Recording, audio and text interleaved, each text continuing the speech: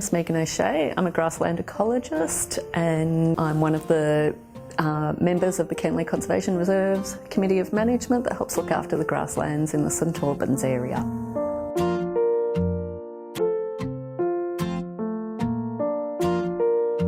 So legless lizards are really shy little animals that live in our grassland and you hardly ever see them. So they live down amongst the grasses and they're invertebrate specialists. So they spend a lot of time just sitting in the clumps of grasses and watching out for little insects crawling past, and then once they see something they dive out and grab it. So they mostly eat spiders and cockroaches and crickets and caterpillars.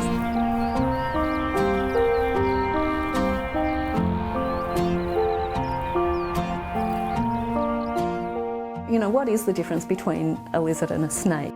You know, they start off with, well, lizards have legs, but in this case, the lizards don't have legs. But it turns out that they do have these tiny little flaps where their hind limbs once were.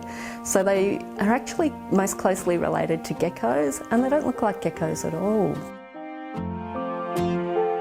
In Victoria, it's quite difficult for people to know the difference between a striped legless lizard and a snake because they're both stripy, except the key thing is that the stripes on striped legless lizards run along the body of the lizard, whereas for tiger snakes, the stripes run across the body of the snake.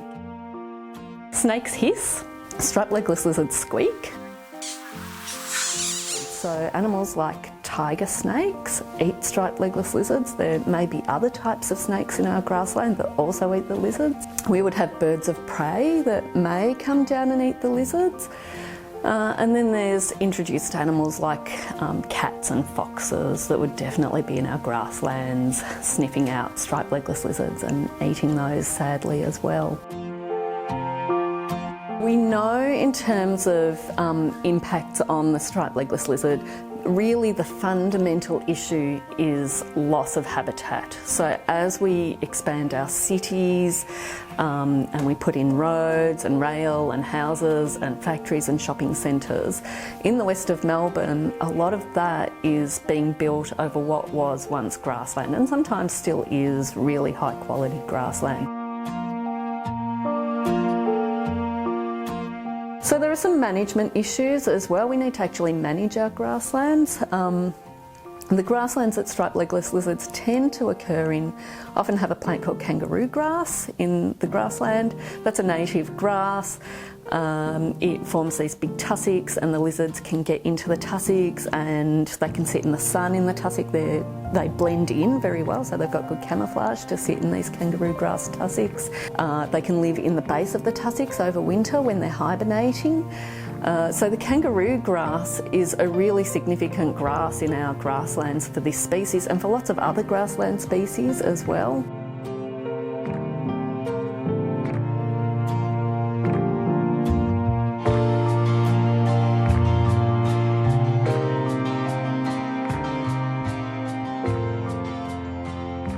Connection is actually with the environment and I live here. I've worked in this environment very locally for the last 20 years and this is the species that I chose to focus on.